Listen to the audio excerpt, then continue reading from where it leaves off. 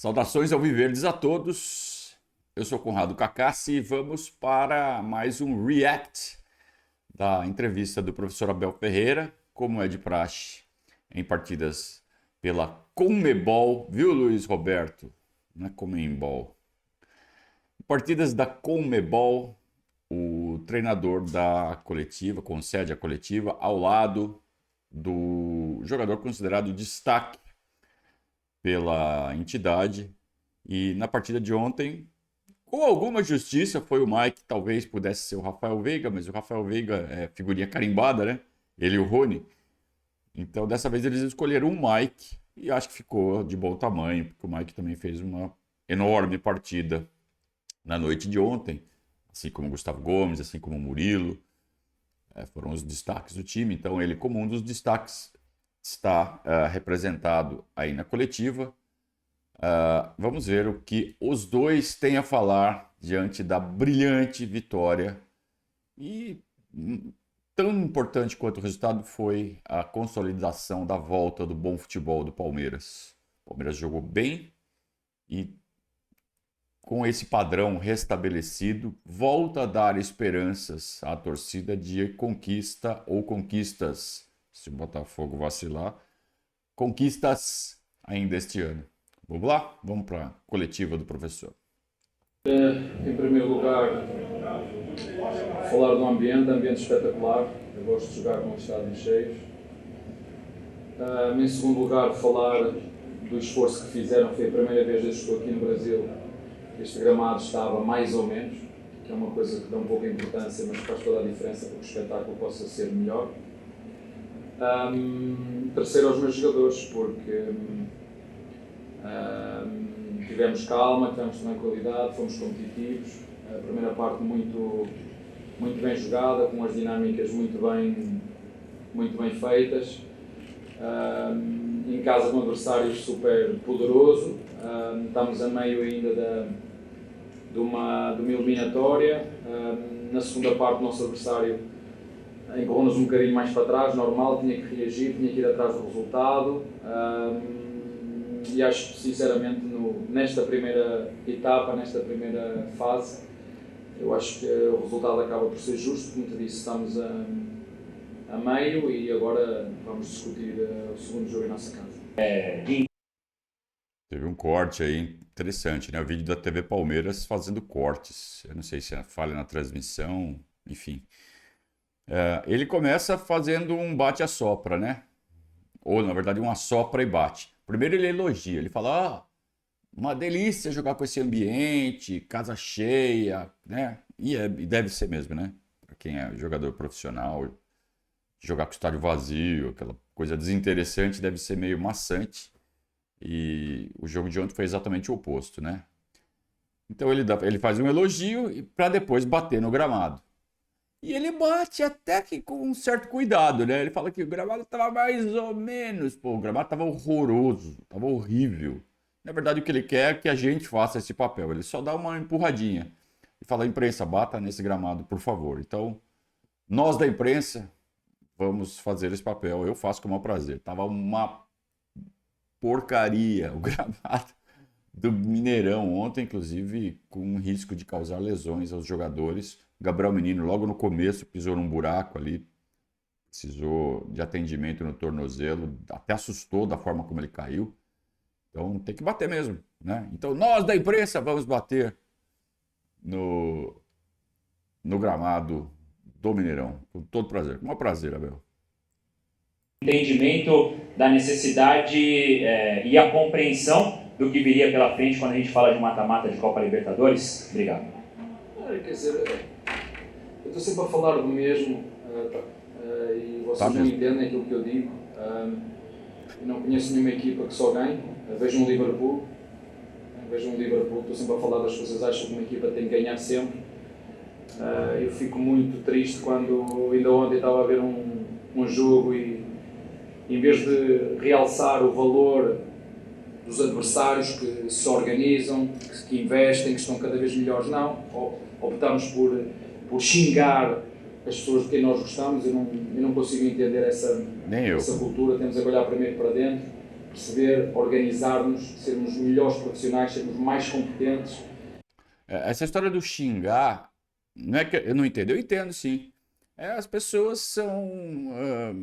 Muitas pessoas são pequenas demais, né? E não merecem torcer para o time que torcem. Acham que o time está a serviço delas. E aí mostram quem seriam se tivessem algum poder na vida. Se fossem chefes, se tivessem subordinados. Então, a gente tem uma frase muito batida, né? Que dê poder para uma pessoa para realmente conhecê-la.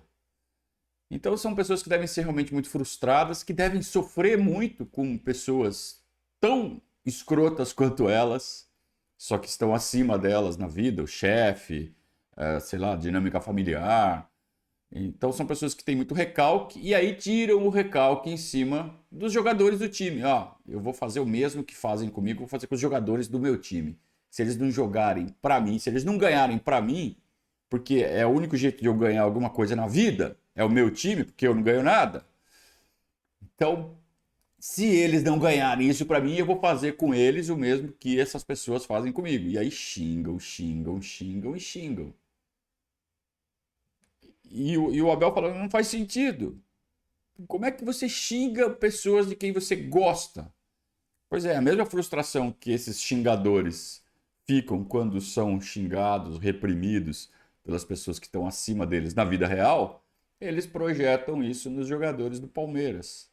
Ou isso vale para todas as torcidas, não é só na torcida do Palmeiras que tem isso, né? Então é a humanidade, cara. É a sociedade atual, é o século XXI. É uma coisa meio ridícula, é uma coisa estúpida. E é por isso que a gente coíbe esse tipo de comportamento aqui no Verdazo. Nós tentamos dar o exemplo, você raramente ou quase nunca vai ver a gente xingando jogador do Palmeiras, técnico do Palmeiras aqui. E também a gente desencoraja isso completamente nos nossos chats, nos nossos comentários. Que é para que isso não reflita nos jogadores, que leem, que estão atentos à repercussão em rede social. E se for para eles serem atingidos, não vai ser através dos nossos canais. É isso que nós fazemos aqui. Eu já disse várias vezes, vou voltar a repetir, nós não vamos ganhar sempre, vamos voltar sempre a ganhar. E sobre a má fase, eu expliquei muito bem. Eu disse que nós, infelizmente, em função da loucura que é a intensidade dos jogos no Brasil, nós tivemos vários jogadores que vocês não souberam, nem têm que saber aquilo que nós queremos passar, não aquilo que vocês querem. Temos vários jogadores em baixo de forma e mais do que em baixo de forma, lesionados, ou com lesões. Desde o nosso goleiro ao nosso centroavante. E isso sim foi a grande influência do nosso baixo rendimento. Só que eu prefiro ter um elenco curto e enxuto e arriscar do que ter 30 jogadores como quando cheguei e ter metade dos jogadores de fora chateados porque não jogam. E portanto, nós não mudamos nada, a nossa forma de trabalhar é a mesma, umas vezes vamos ganhar, outras vamos perder. É assim que funciona no futebol e portanto, só quem não sabe como é que funciona o futebol é que acredita que uma equipa vai ganhar sempre. Boa noite, Abel. Eu acho que tem um trecho aí que é importante a gente destacar. Ele fala, tem coisas que vocês não sabem que acontecem e nem tem que saber, porque quem decide o que vai ser passado somos nós. Ótimo. Isso demonstra o quanto a comissão técnica, não sei se a diretoria está envolvida nisso também, mas a comissão técnica com certeza está atenta às informações que são passadas para o público em geral. E tem coisas que realmente não é interessante que sejam passadas. É mais conveniente que fique acobertado para não dar vantagem competitiva aos adversários, simplesmente por isso. Não é porque está fazendo algo errado, não é disso que a gente está falando. Então tem jogador que está lesionado, jogador que é dúvida, não precisa divulgar, deixa o outro pensar que vai jogar, porque aí ele vai se preparar de um jeito, a gente entra de outro, caso aconteça. Então é isso mesmo, né?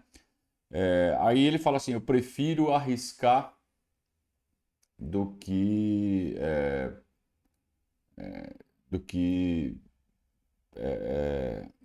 voluntariamente entrar com força máxima ou vou literalmente não entrar com força máxima e aí comprometer o resultado. É gestão de risco, cara.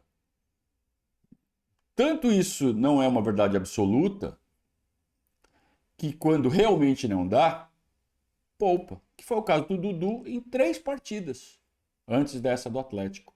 Então, corre o risco? Corre, mas quando é certeza que vai piorar uma lesão, aí segura mesmo. Então tá certo. É a gestão do risco. Então, se existe um risco, o risco é aceitável correr, põe para jogar.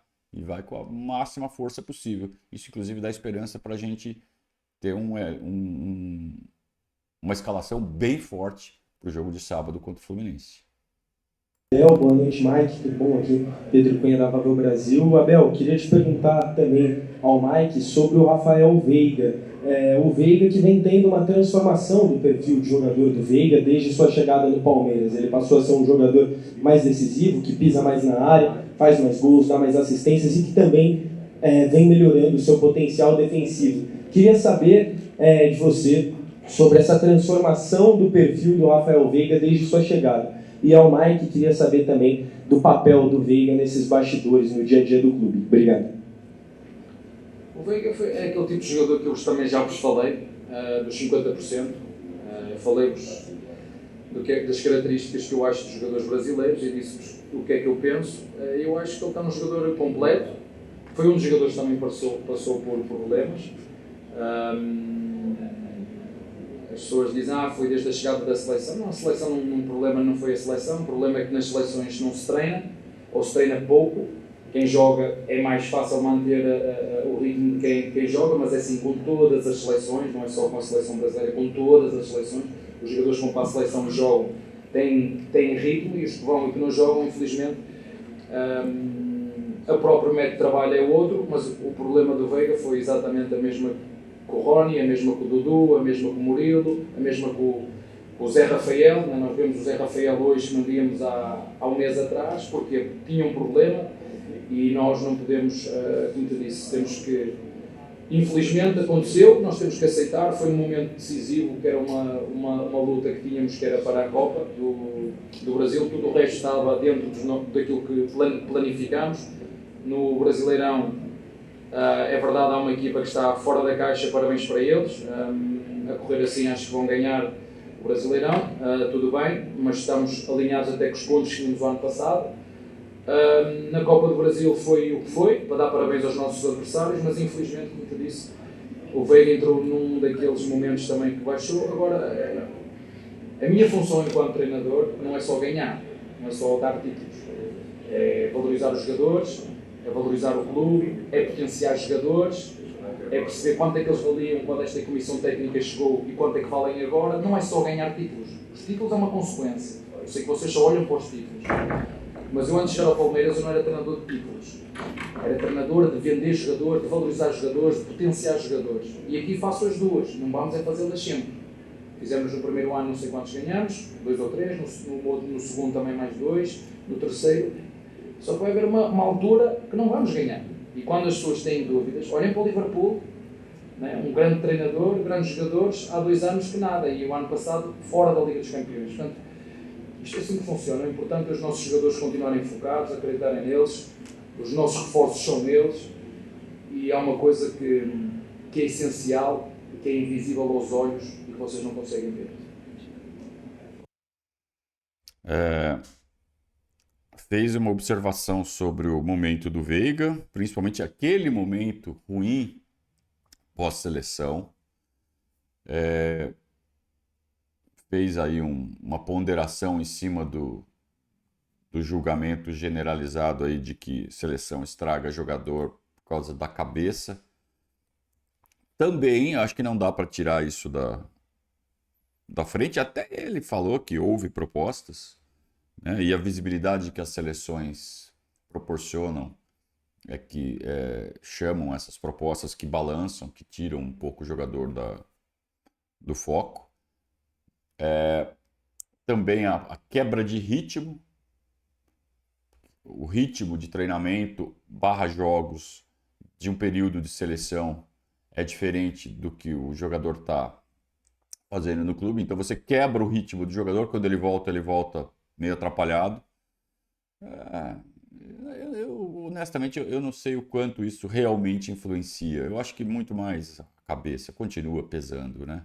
Acho que nos 4 pilares de rendimento de um jogador, que é físico, técnico, tático e mental, você ir para a seleção e voltar, bagunça todo o mental. Não tem muito jeito, né, Abel?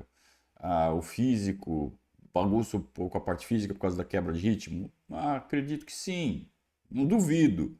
Mas acho que olhando, né, sobre esses 4 ângulos, eu acho que o mental continua sendo bem mais determinante. Agora, a fase atual dele é espetacular, do Veiga, né?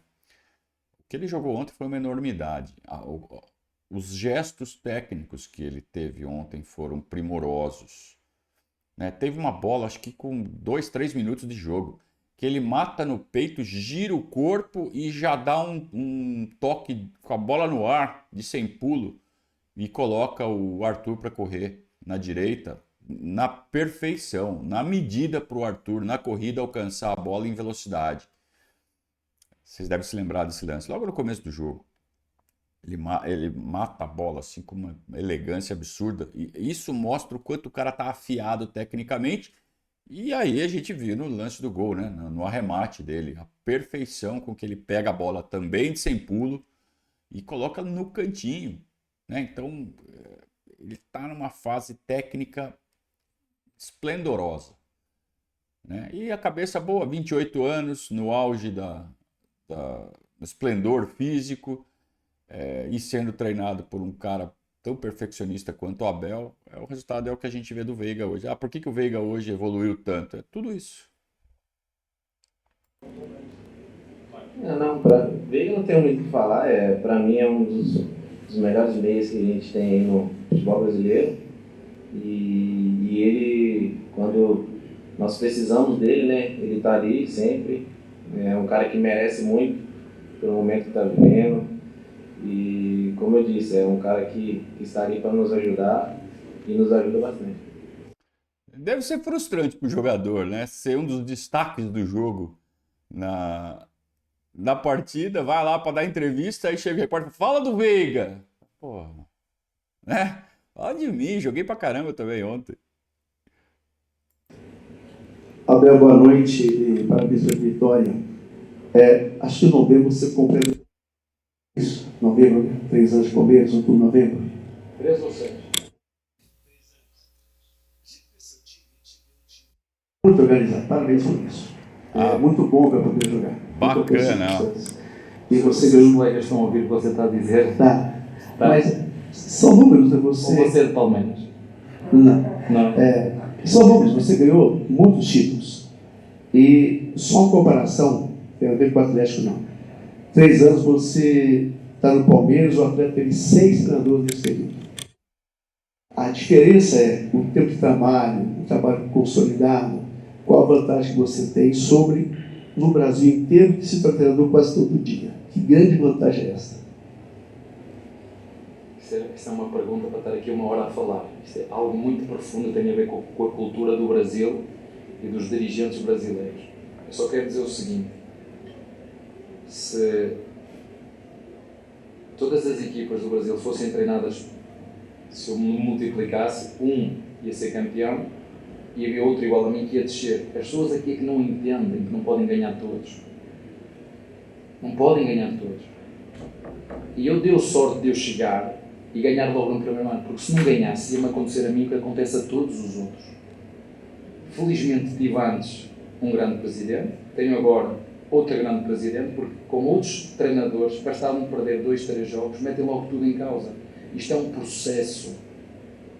Mas há uns que conseguem aguentar e que acreditam, outros... Agora, eu também não posso mentir, isso eu digo aos meus jogadores. O nosso processo é bem feito, mas o resultado é que nos avalia. Quer as pessoas gostem ou não. Eu jogo muito bem, jogo bem. É como as empresas querem funcionários que apresentem resultados. É assim que funciona. Resultados. E isso é uma coisa que eu tenho bem presente na minha cabeça desde que sou treinador de futebol. pagam para eu apresentar resultados. E a minha função é olhar para os recursos que tenho, que são muitos, com grande potencial, de grande caráter, e que nos ajudam em todos os jogos a lutar para ganhar. Se vamos ganhar todos, não vamos. Não vamos ganhar todos, eu disse isso muitas vezes, mas as pessoas às vezes parece que não entendem.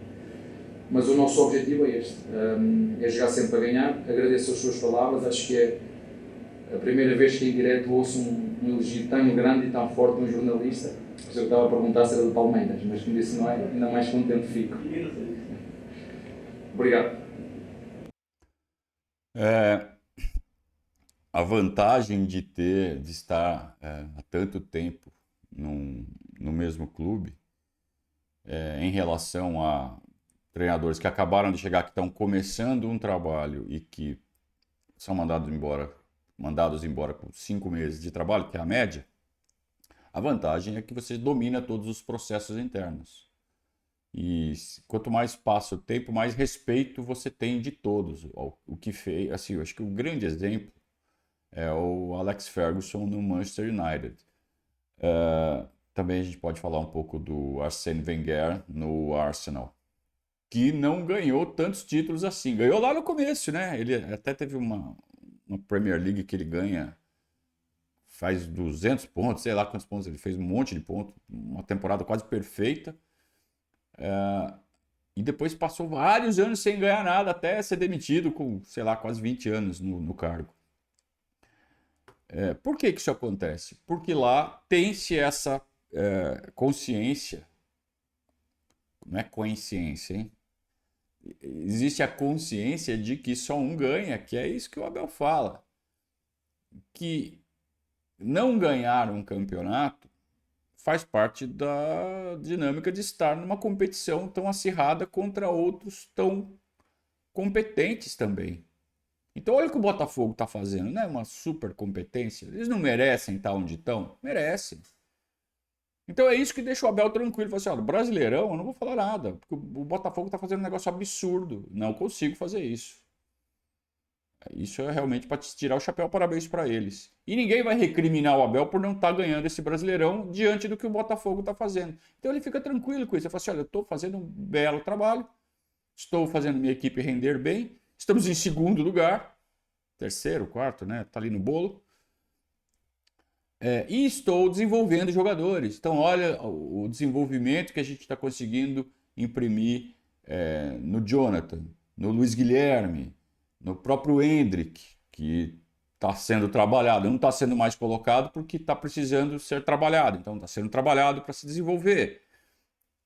E aqui cabe um parênteses. Será que vale a pena investir, para o ponto de vista do Palmeiras, investir no Endrick, que já está vendido, versus investir nos que ainda são nossos e que ainda tem muito para dar retorno esportivo para a gente, casos do Jonathan e do Luiz Guilherme? E eu acho que vale a pena investir no Endrick, sim, porque tem que entregar ele para o Real Madrid o mais pronto possível, para que os produtos made in Palmeiras continuem sendo muito bem vistos pelo mercado. Mas talvez a avaliação do Palmeiras seja que não, que vou investir muito mais no desenvolvimento dos que são nossos, e o desenvolvimento dos próximos nossos vai seduzir o mercado. É uma forma de ver, né? De qualquer forma, fechando parênteses, acho que o Abel tem essa vantagem sobre os outros exatamente porque domina os processos, tem consciência do que pode ganhar, da melhor forma de fazer as suas obrigações, e ele disse, minhas obrigações são ganhar título e desenvolver jogadores. Isso ele está fazendo, sem parar, né? E não vai ganhar todos. Tendo essa consciência que não vai ganhar todos, fica e domina mais o processo, e é círculo virtuoso. E é isso que a gente estava muito temeroso de ser interrompido sei lá, até 2 semanas atrás, quando a gente estava realmente numa crise técnica. Que o Abel pode estar falando, puta, vou encerrar meu ciclo aqui. E se a gente perde o Abel, a gente entra no círculo vicioso. Manda o técnico embora, ou perde o técnico, aí tem que trazer outro. Será que ele vai passar dos 5 meses? Será que ele vai passar de 1 ano? O próximo vai ficar 1 ano, 2 anos? Vai conseguir fazer um trabalho autoral, como faz o Abel, com uma excelência que faz o Abel? Será? Então esse era o nosso grande medo e continua sendo.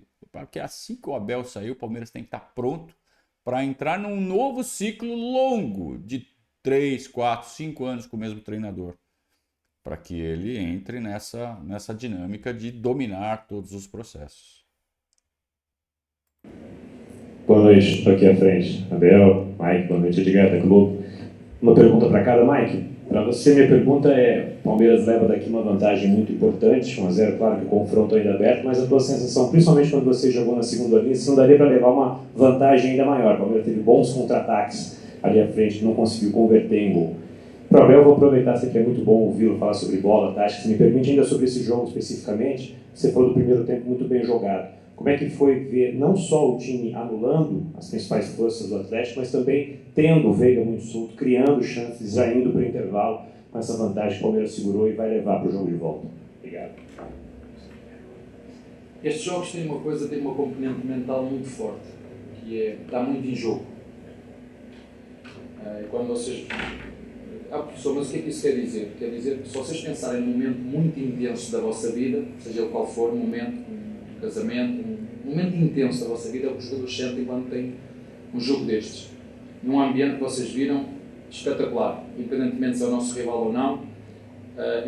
Eu adoro jogar, o meu tempo já passou, mas eu adoro jogar com ambientes assim. E o Brasil, nisso eu tenho, ao contrário do que eu disse há um bocado, que é uma cultura onde despedem muitos treinadores, mas o Brasil tem esta magia, que é enche os estádios, tem público para encher os estádios. No livro diz isso, diz as coisas boas e coisas más. E uma coisa boa que tem é isto, é jogar com um estádio assim, é mágico.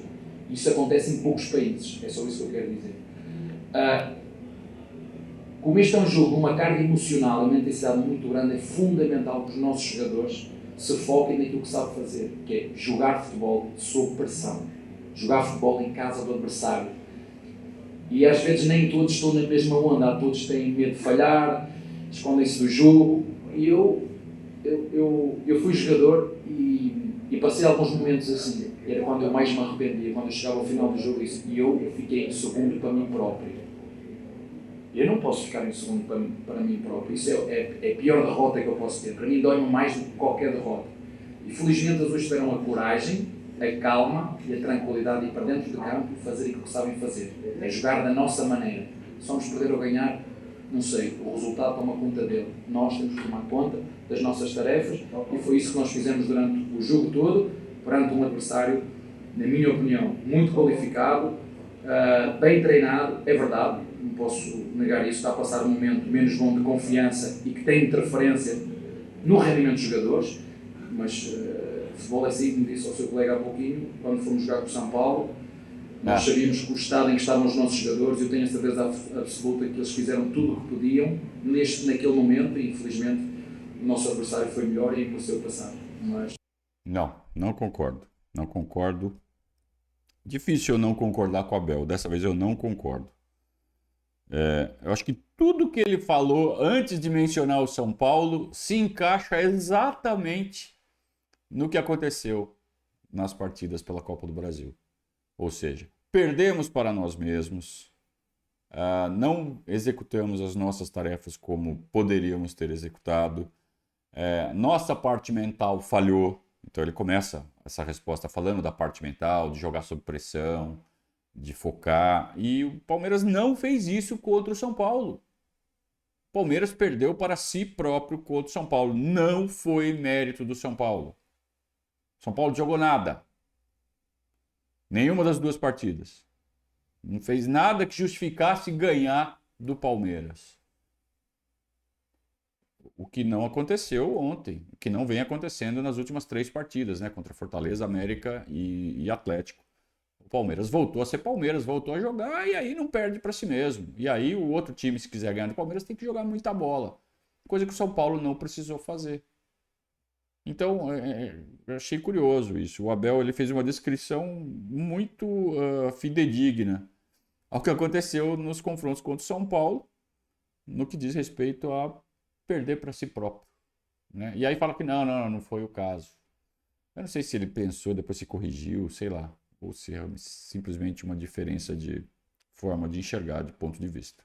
Como te disse, dar os parabéns aos nossos jogadores, mas estamos na primeira parte deste jogo. Vamos preparar-nos para a segunda. Obrigado pela pergunta. Abel. Eu acho que, independente do resultado, o importante é a vitória. Lógico que se conseguimos, né, fazer um placar mais elástico, né, seria bem melhor, mas conseguimos fazer um bom placar aqui. Como você disse, não tem nada resolvido, né? Jogamos os primeiros 90 minutos, tem mais 90 dentro de casa, com a ajuda dos nossos torcedores. Então, lá sim, vamos procurar fazer um grande jogo, com a estratégia do professor Abel, e procurar, se Deus quiser, sair com a classificação.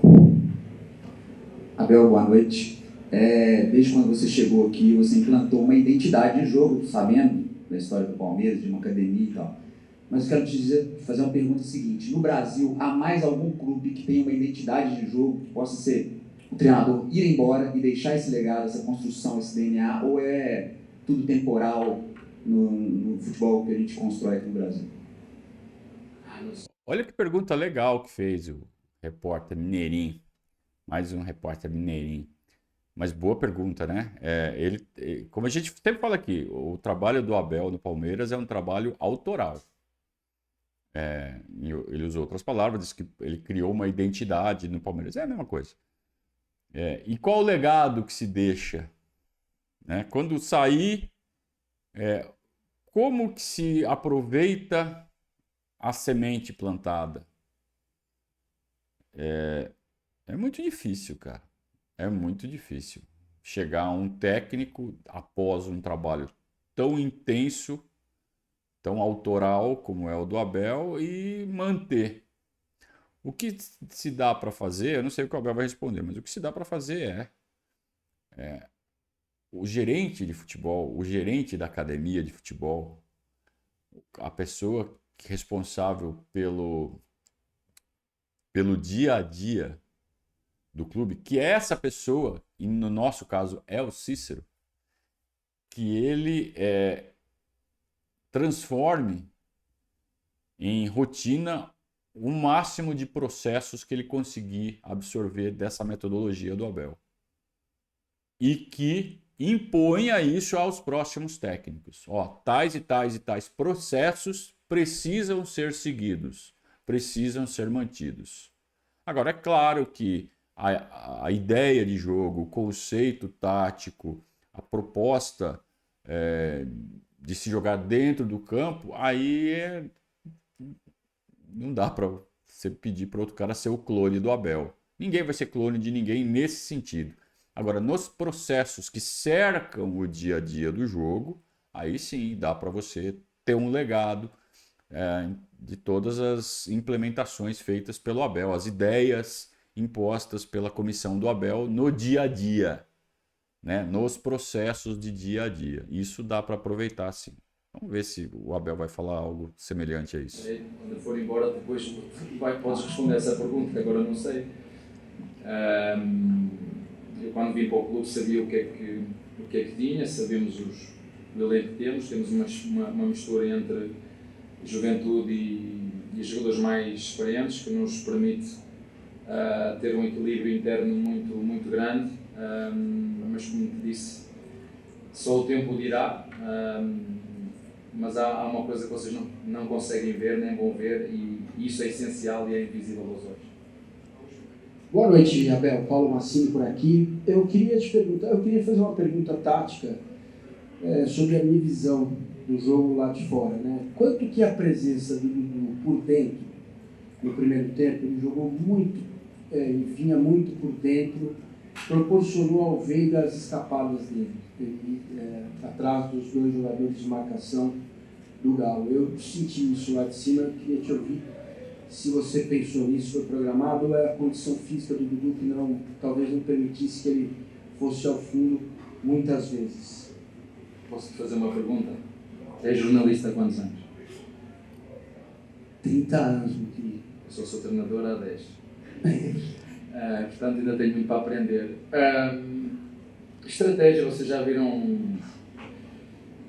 Eu tenho que pensar em muita coisa ao mesmo tempo, olhando também para a parte física dele. Eu sabia que ele não ia estar na sua capacidade física maior. Temos um lateral esquerdo com uma capacidade física muito boa, com a entrada do Dudu para dentro. Íamos criar uma dúvida ao nosso adversário, se o lateral acompanhava o Dudu ou não. Se o lateral acompanhasse o Dudu, ia deixar as costas abertas para o Piquerez. Se o lateral não acompanhasse o Dudu ia ser um elemento extra no meio campo. E depois a outra parte que falaste muito bem, que é esta forma de jogar, poupa-lhe um bocadinho mais de energia com bola, mas sem bola não há negócio para ninguém.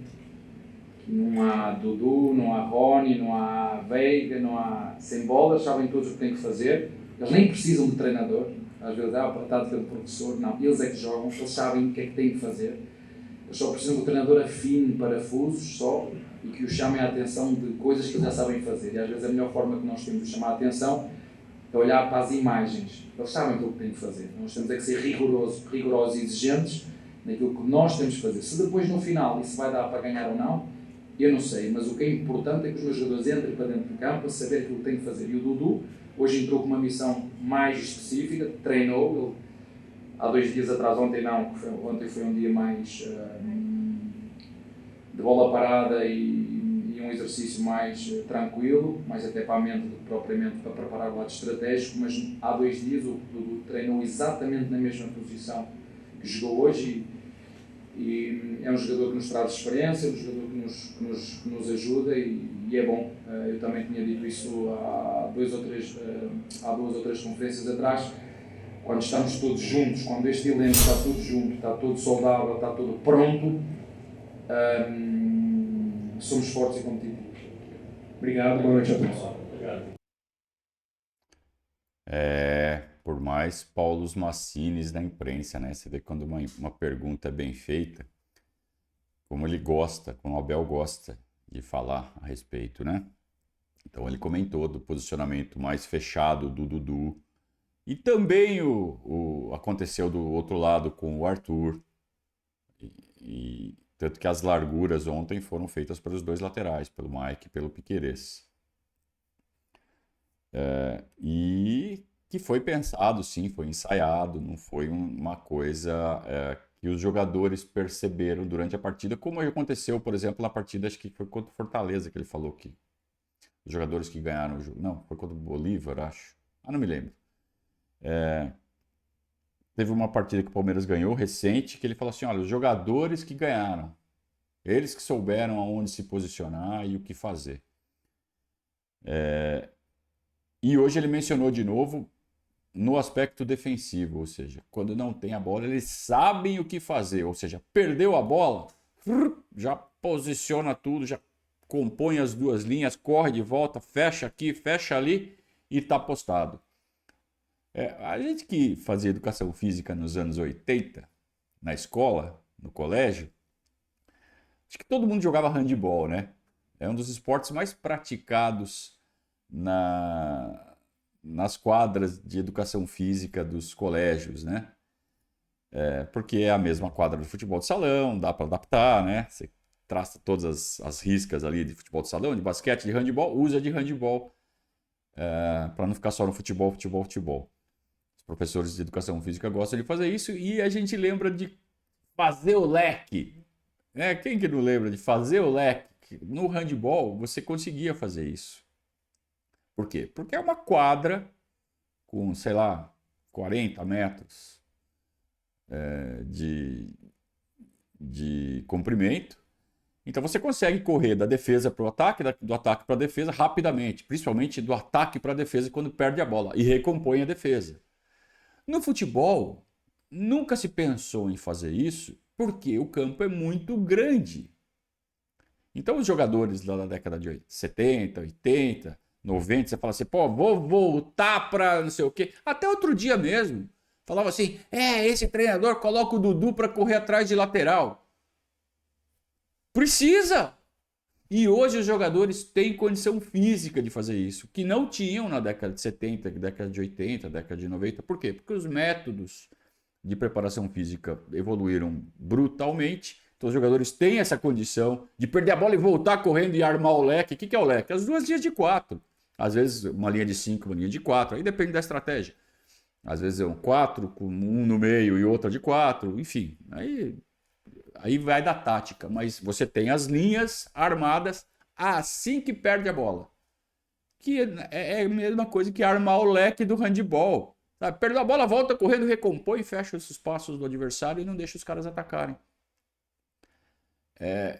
Então, é importante também a gente ter essa noção da evolução da tática e quanto ela está ligada à evolução da condição física.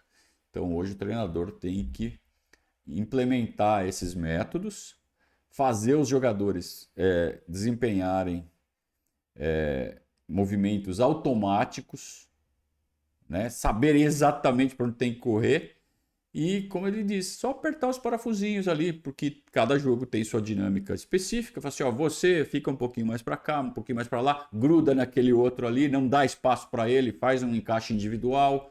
Então, essas são as observações que os treinadores fazem, que é quando a gente fala assim, ó, passou um tempo, tal time acertou a marcação. O que é acertou a marcação? É essa apertadinha de parafuso que cada treinador faz após os primeiros 15 minutos, né? Quando vê o que está acontecendo, quem está escapando, onde que está sobrando um buraco ali, onde que não está encaixando, os treinadores, os melhores, fazem isso, acertam a marcação, né? E no caso do Abel, ele já tem os movimentos bem ensaiadinhos e ele precisa, mesmo apertar os parafusos, como ele usou a expressão, né, tem que fazer bem pouquinho, porque os jogadores meio que já sabem o que fazer. Mas que legal, uma pergunta bem feita, como gera uma reflexão legal, né, para quem gosta de futebol. Legal, gente. Aqui no Verdazo você tem os reacts das entrevistas do professor Abel Ferreira. Se você quer ver a entrevista do professor Abel Ferreira comentada, vem aqui para o Verdazo que você vai gostar. A gente termina assim, então, mais um trabalho de cobertura de uma partida do Palmeiras. Ontem o Palmeiras venceu o Atlético por 1-0, fizemos o pós-jogo ao final da partida e agora a gente complementa com esse react dessa boa entrevista do Abel e do Mike ontem à noite após o jogo no Mineirão.